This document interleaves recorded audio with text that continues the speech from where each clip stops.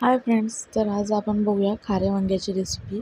So इथे मी 7 ते 8 लसूण पाकळ्या, 2-3 मिरची, थोडंसं खोबरं, जिरं, शेंगदाण्याचा कूट आणि थोडीशी कोथिंबीर असं पाणी घालून थोडंसं वाटण तयार करून घेऊया आपण. वाटण हे आपल्याला जाडसरच हवं आहे, कारण खाऱ्या वांग्यामध्ये आपल्याला भरायचं आहे.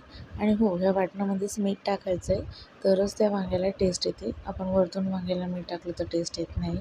सो तेलामध्ये मी ते वाटण टाकलं आणि छान परतून घेतलं, कारण खोबरं मिरची वगैरे कच्चं होतं. सो मिरची कच्ची तशीच राहिली तर मग ती तिखट लागते. आणि असं छान वाटण परतून घेतलं की छान लागतं. मग हळद टाकून घेतली आणि मसाला छान परतून घेतला. तेल सुटलं होतं मसाल्याला खूप छान.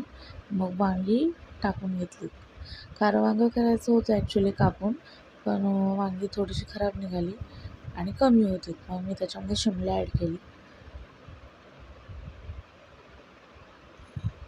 सगळ्या भाज्या ॲड करून झाल्यानंतर खूप छान पद्धतीमध्ये पाणी न घालता आपण त्याच तेलात तो मसाला आणि ते वांगी एकजीव करून घेऊ. छान एकत्र केल्यानंतर आपण एकदम थोडंसं जे भांडं आपण मिक्सरचं घेतलं होतं त्याच्यातच थोडंसं पाणी घेऊन आणि ते पाणी भाजीमध्ये टाकू. जास्त पाण्यात भाजी नाही करायची, कमीत कमी पाण्यामध्ये भाजी करायची. अगदी 2-3 चमचे इतकंच पाणी घातलं मी. पुन्हा मिक्स करून घेऊयात.